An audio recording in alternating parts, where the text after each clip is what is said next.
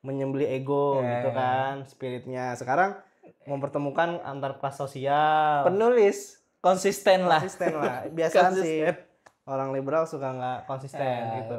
Kurang kebersamaan dari mana? Harus kayak gimana? Harus meluk kayak dulu rame-rame gitu. Gini pegang tangan gini. Itu sih. Ini dia ngasih screen capture di Cirebon, ada warga berdesakan ambil daging kurban. Jadi spirit awal dari Idul Adha di mana perayaannya mempertemukan kelas sosial apapun ya, maksudnya dalam acara makan bersama, fakir miskin dan kaya berbagi di meja yang sama untuk menciptakan kebersamaan dan kesetaraan. Apakah masih ada? Ada. Nah, terus belum lagi distribusi daging jadi Enggak, karena ini pertanyaan yang mudah. Pertanyaan mudah. Belum lagi distribusi daging jadi impersonal dan merendahkan penerima. Cekcok dan rebutan di sini dan di sana, masyarakat miskin sudah tidak diajak merayakan kebersamaan lagi, masing-masing saja. Gimana Gus? Ini sebenarnya pakai ini aja sih, pakai logika aja sih nih ya, nggak perlu pakai dalil sih. Karena dia juga asumsi Gus. Asumsi ini. Nah, kalau gue boleh berkomentar ya, itu setidaknya ada dua kesalahan logical fallacy-nya. Yang pertama itu pernyataan tidak dilandasi bukti. Nah, itu seperti biasa. Ini buktinya kata dia, warga berdesakan ambil daging kurban. Nah, itu semua se-Indonesia kayak gitu ya. Iya. Nah, itu yang jadi kedua tuh masalahnya. Over generalization. Ya Allah, gue udah 3 kali ngomong kagak lancar-lancar. Iya, makanya tadi kita bilang ya bahwa dia memang biasa menggeneralisasi masalah ya.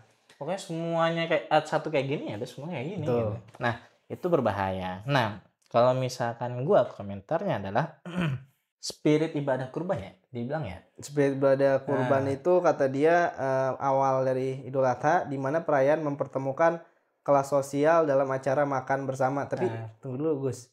Tadi di awal dia bilang Idul Adha itu untuk menyembelih ego katanya. Ini sekarang esensinya mempertemukan kelas sosial. Emang dulu Nabi Ibrahim ngundang orang kaya pas lagi Idul Adha? Enggak kan kalau bilang spirit awal. Iya. Jadi kayak aneh gitu ya. Iya, jadi apa sih? Nggak nyambung tadi di awal dia bilang, tadi kita masih ingat ya kalau nanti balik ke slide awal tuh dia bilang kan menyembelih ego gitu kan spiritnya. Sekarang mempertemukan antar kelas sosial. Penulis konsisten lah.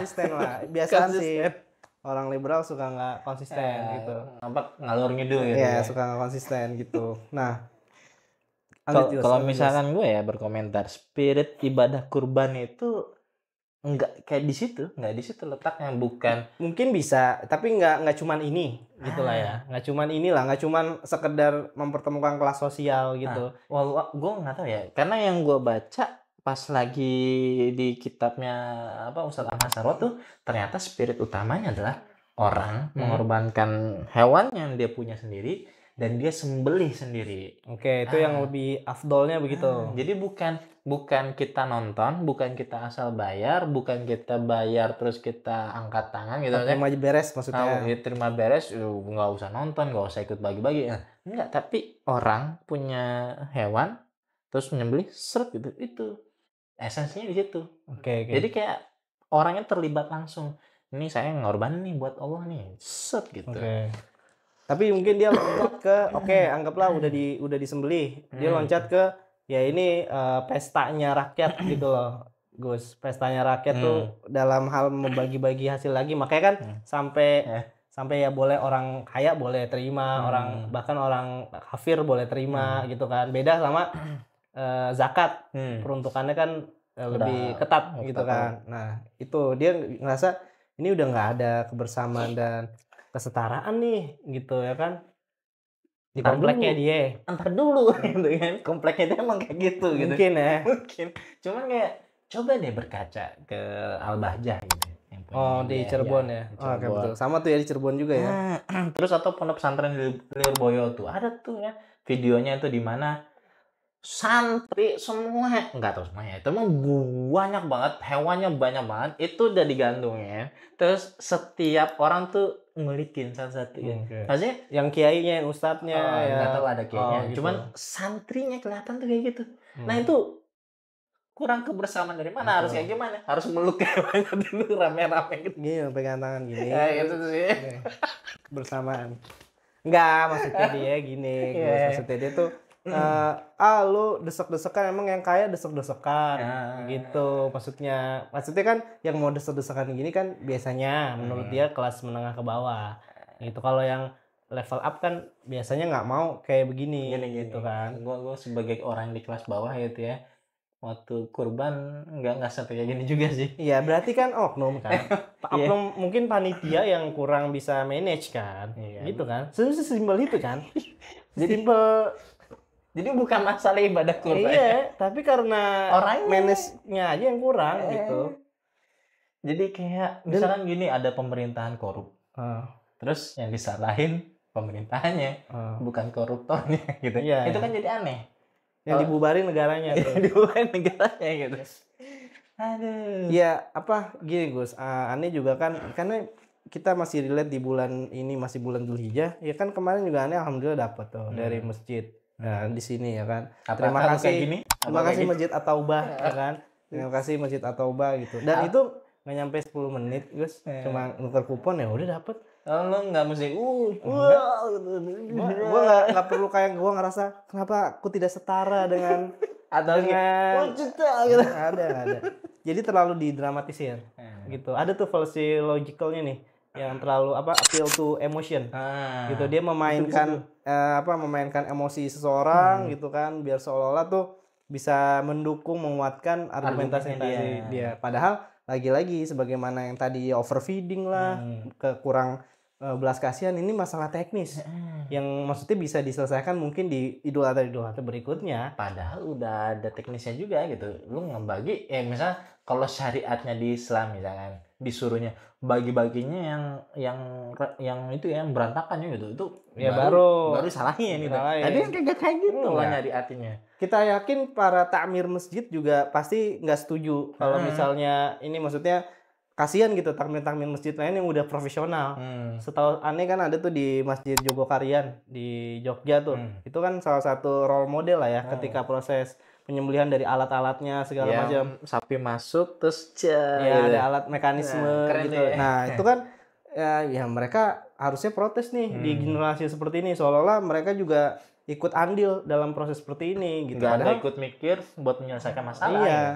Lagi-lagi mendingan bikin konten, ya caranya gimana mendistribusikan daging secara baik dan benar. Mendingan bikin konten kayak gitu. Sistem voucher gitu. Sistem vouchernya diperbaiki gitu. Gimana tuh? Nah gimana tuh? Atau ya jujur sih kita juga beberapa kali yang namanya ngantri minyak, ya kan? Minyak goreng waktu itu lagi langka, BBM, terus yang zamannya COVID. Vaksin. Emang nggak berdesek-desekan. Terus yang salah apa dong? Iya kan, itu kan maksudnya dan ini sebenarnya membuktikan juga antusiasme warga yang sebanyak ini membuktikan bahwa berarti mungkin daging masih nggak semewah itu, Gus. Masih butuh. Iya, masih ya kalau misalnya mereka itu hal yang wajar kayak mereka nasi gitu ya. Mereka kayak mau emang ya misalkan ya betul ya 1 kilogram nasi gitu ya. Iya. Terus dikasih itu bukan beras yang itu dan nasi jadi 1 kilo doang gitu. Jadi kayak udah siap makan. Akhirnya kan kayak buat apa sih? Ini capek-capek ya kan. Kalau nggak gua bener-bener miskin banget, lapar banget. 1 karung oke dah gitu kan gua ngantri gitu kan. Tapi kalau buat segini doang gitu. Dan kadang ada juga oknum yang malah lebih baik tulangnya. Itu juga sebenarnya kalau dari sudut pandang kita juga nggak setuju tuh, ya kan kayak gitu-gitu maksudnya. Udah 1 kilo tapi isinya pun banyakan tulang atau banyakan maksudnya jeroan. Itu kan juga nggak benar. Kita kritisi juga, kita adil. Kita kritisi juga takmir masjid yang mendistribusikan kayak gitu. Dan kita khusnuzonnya adalah bukan sengaja gitu, tapi memang apa adanya gitu ya. Enggak karena banyak orang pas lagi kita hektik, chaos gitu kan. Tapi itu peluang untuk bisa diimprove, Gus. Maksudnya bukan artinya kita nanti begitu seperti itu lagi. Kan pasti ada feedback dong dari masyarakat sekitar. Ini kok lebih banyak tulang ini, lebih banyak jeroannya. Itu juga kita nggak setuju kok, ya kan? Nggak artinya kita benarkan. Tapi itu kan bukan salah syariatnya. Bukan salah syariat Idul Adhanya gitu. Tinggal diperbaiki caranya. Iya, diedukasi lagi. Ini tugas ya dari Kemenak mungkin gitu kan. Dari Dewan Masjid Indonesia, DMI. Itu kan bisa masuk tuh ke sini, ya kan? Itu nanti di tag coba. Terus tiba-tiba langsung udah nggak ada kurbannya. Udah daripada ngantri. Ibaratnya gini Gus, dulu aneh pernah dapet perumpamaan tuh ya, kayaknya umum deh. Kalau ada tikus itu ya yang dibakar jangan rumahnya. Nah, Gitu, yang ditangkap iya, tikusnya aja, tikusnya jangan rumahnya yang dibakar. Kayak gitu kan. Iya, Itu kan iya. gue yakin penulis paham deh yang Paham gitu-gitu. lah. Jadi ya ini kebanyakan inilah ya asumsi-asumsinya aja lah ya. Nah, itu harus diperbaiki penulis ya. Ya. Lu sebagai orang yang punya follower banyak, punya tanggung jawab tuh. Jangan sampai karena persepsi lu sendiri Atau apa? pengalaman pribadi kali. Ya kan, masyarakat miskin sudah tidak diajak masyarakat Please. pembahasan Jangan. kembali. Masing-masing aja. Dia kali ya. Gue juga punya pengalaman buruk ya, tapi nggak kayak trauma gini. dia mungkin trauma nih si penulis. Trauma terus menggeneralisir semua orang begitu. Gue juga pernah trauma dulu yang ngantri kebab sampai jam 12 malam. Nggak kayak gitu juga, gue nggak bilang, oh kebab itu. Tinggal di review aja ya, di kebabnya kan, di Google review. Ntar lu review aja masjid ya kan, di Google review masjidnya siapa yang kayak gitu. Ya nggak, biar jadi perbaikan sama si takmirnya. Betul. Gitu. Sesimpel itu aja sih sebenarnya. Ya, semoga penulis bisa lebih baik lagi ya. Iya. Oke, lanjut terus kita ke slide ke-9. Ini ada yang mau kita tangkapi nggak? 5 Pillars of Islam, ya kan? 4 pilar Islam ini. Jadi menurut Profesor Khalid, Idul Adha bukan tentang daging atau penyembelihan, melainkan tentang solidaritas, keadilan, dan memperkuat ikatan kemanusiaan atau ukhuwah. Masihkah kita mempertahankannya gitu? Ini sebelum ente ya Gus ya. Ini benar kok. Kalau secara kalimat nggak salah, memang salah satu bagian dari hikmah. Kita bilang hikmah lah ya. Hikmah dari ibadah udhiyah itu memang bisa mempererat ukhuwah Islamiyah, ya jelas lah orang kebersamaan tadi kan. Cuman bukan berarti kalau hikmah itu tidak tercapai terus jadi tidak sah. Ininya ibadahnya itu kan dua hal yang berbeda. Kalau ini kan sah. Iya, bukan syarat sahnya sebuah ibadah gitu kan. Lanjut Gus, ada tambahan nggak Gus? Kalau gue sih, karena sudah dibantah sebelumnya, jadi kayak sama aja ya sebenarnya. Ya karena dia ini lagi-lagi cuma menghadirkan ya itu Profesor Khalid itu. Jadi kayak karena Profesor Khalid pendapatnya juga kita udah ya kira-kira seperti itulah ya. Nggak ada yang bisa gue tambahin lagi sih. Oke, ya intinya buat penulis apa ya, mungkin gagal paham ya. Maksudnya gagal paham tuh jangan terjebak sama hikmahnya doang gitu.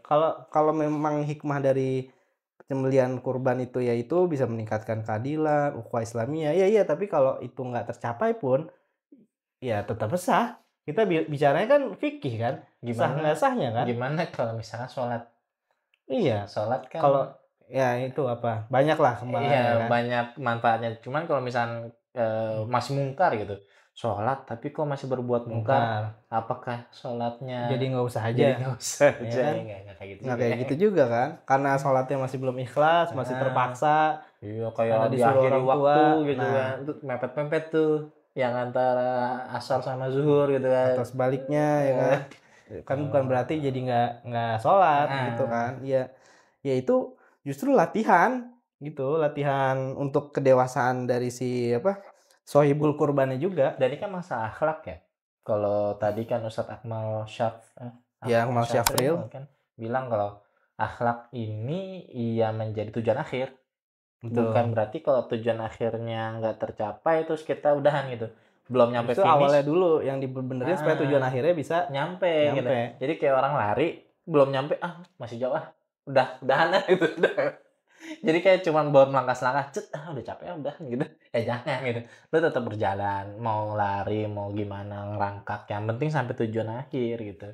Yaitu tujuan akhirnya akhlaknya jadi seperti ini, sesuai dengan hikmahnya ya yang Rasulullah pengen juga gitu ya, dari umatnya. Ya karena nggak mungkin lah, maksudnya hikmah dari sebuah ibadah, apalagi dalam hal ini kurban gitu. Karena kurban terus jadi nggak solid, jadi nggak adil, atau jadi makin memperenggang ukhuwah, kan nggak mungkin kan? Lu kurban nggak hari ini? Nggak, alhamdulillah belum. Berarti nggak solid sama gue. Nah, kan nggak kayak gitu kan? Gue juga nggak kurban soalnya. Sama aja, munafik dong lo. Lo mentanyakan orang sendiri nggak.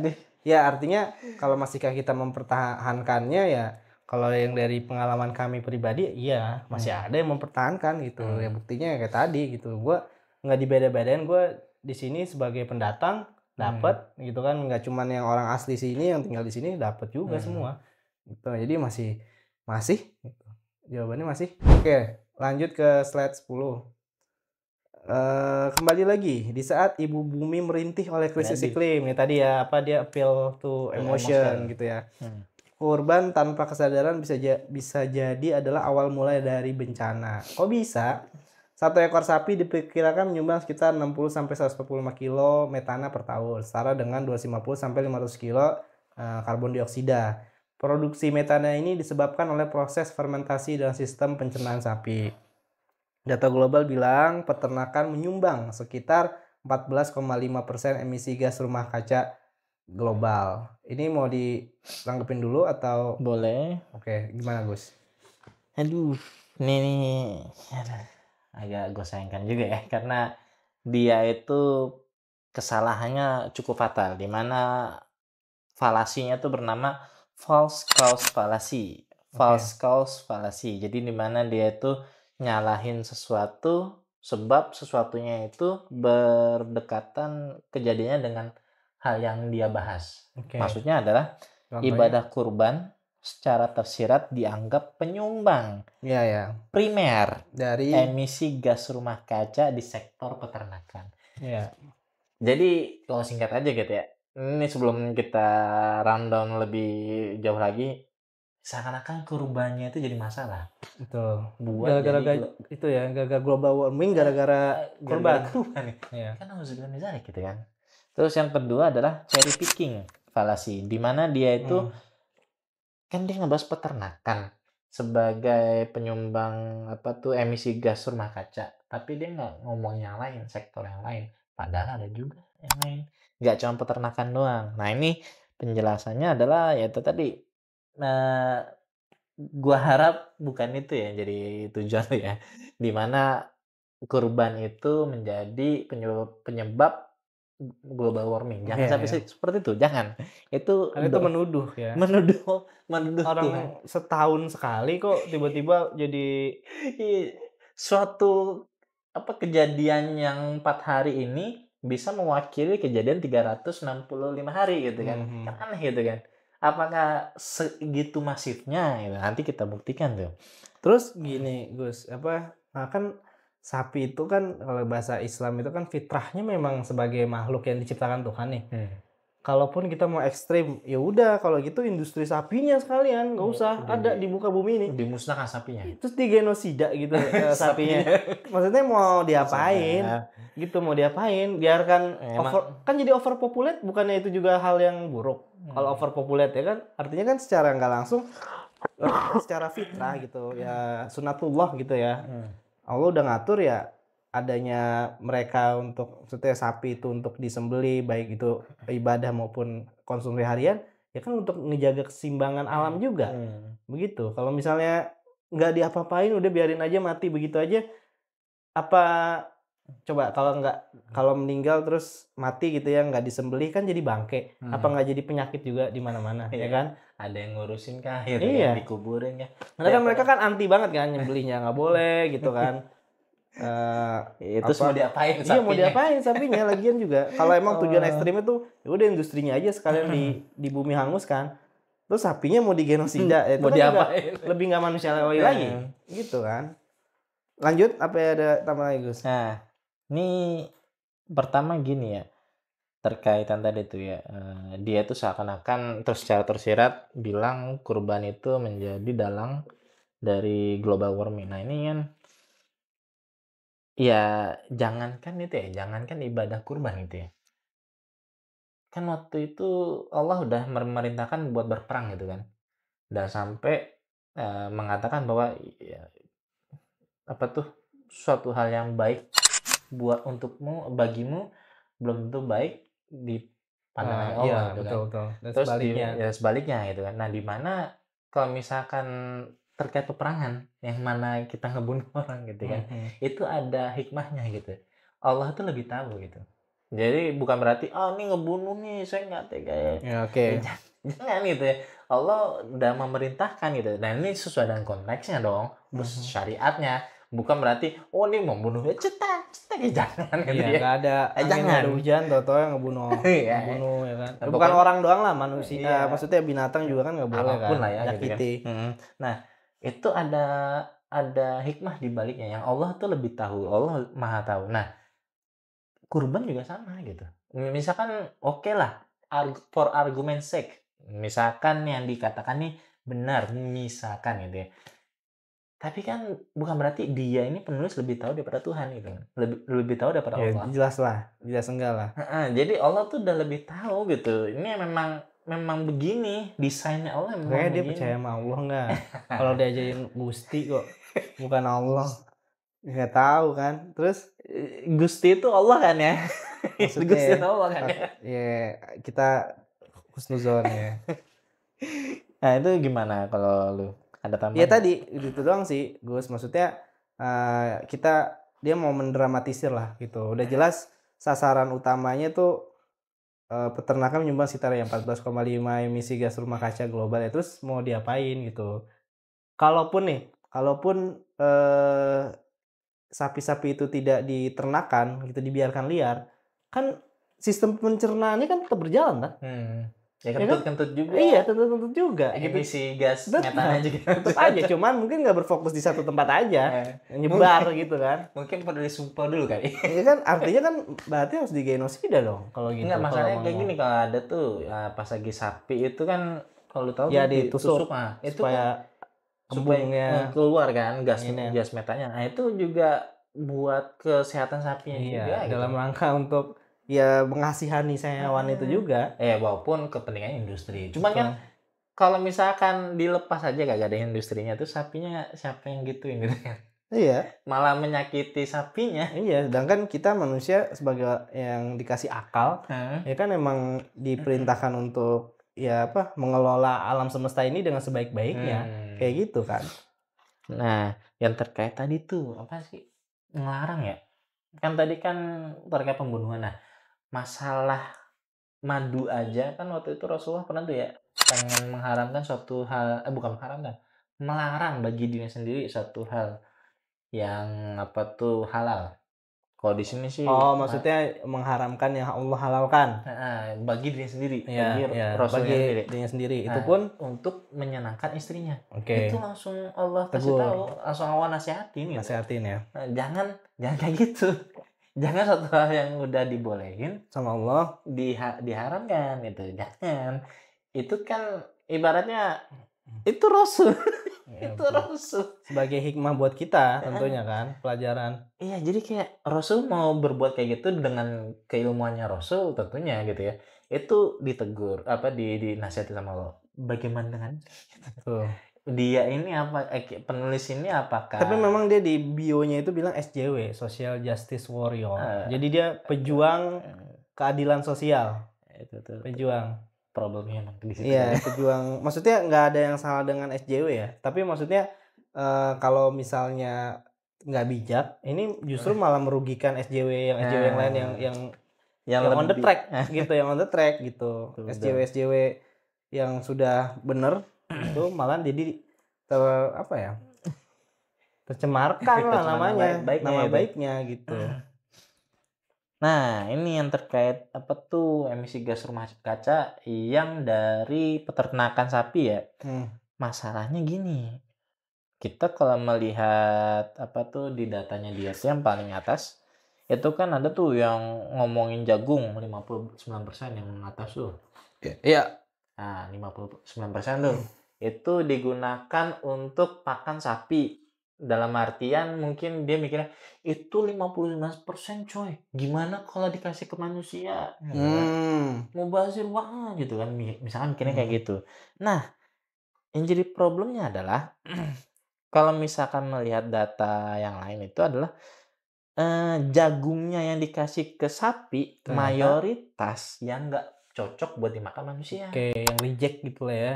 Mungkin kayak Jenisnya atau apanya gitu. jenisnya nggak cocok atau mungkin udah terlampau lama. Ya pokoknya ya maksudnya ada seleksi khusus lah. Nggak yang Daripada nggak cocok. mubazir kan. Nah, buat manusia tuh nggak cocok. Nah, kasih sapi aja gitu kan. Terus masalah itu tuh ada tuh yang soya seed. Apa tuh kedelai. Iya. Nah, kedelai itu punya 57% itu bukan kedelai yang cocok dikonsumsi manusia. Nah, yang di datanya di sini adalah itu kedelainya diperah. Terus kan ada tuh byproduct-nya tuh.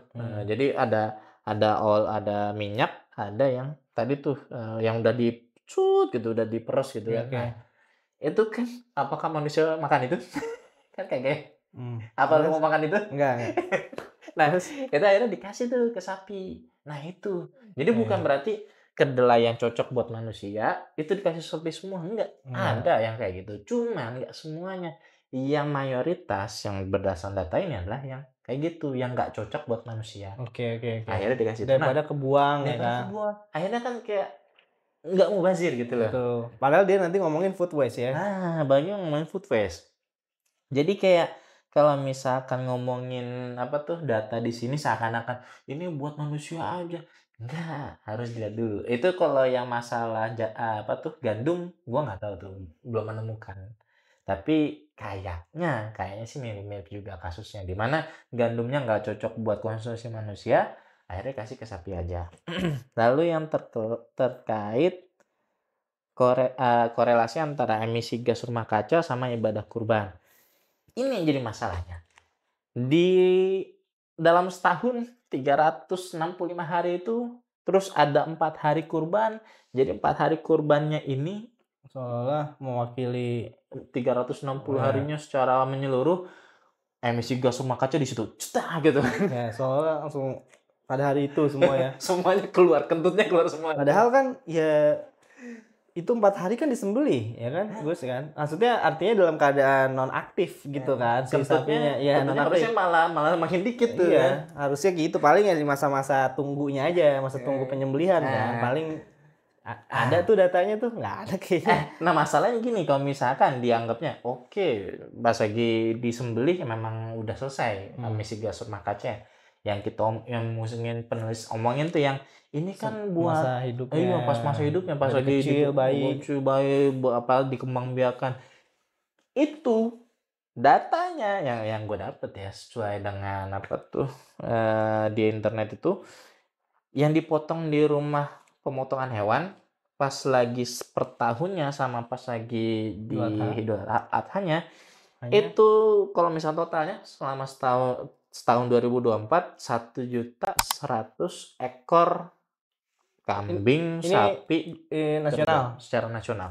Kambing, sapi, kerbau sama domba. Itu 4 tuh, 1.100.000. Nah, itu udah 1.100.000 4 entitas itu tuh. Udah 4 itu. 1 juta aja. 1.100.000. Oke, apalagi tahun ini udah turun ya, karena itu daya beli kan. Nah, itu tapi yang didata di RPH, kan nggak tahu tuh yang di luar RPH. Oke. Nah, kalau misalkan Idul Adhanya berapa? Itu cuma 130-an. Nah, itu kira-kiranya 11%-nya tuh. Jadi kalau misalkan dibilang ini hewannya 11%, itu menyebabkan itu efek rumah kaca selama setahun. Kan nggak masuk akal. 89% apakah nggak lebih gede daripada 11%? Itu maksudnya perbandingannya jauh banget gitu loh. Kalau misalkan dikatakan ini 11%-nya ini mewakili itu, yang 89% nggak bisa.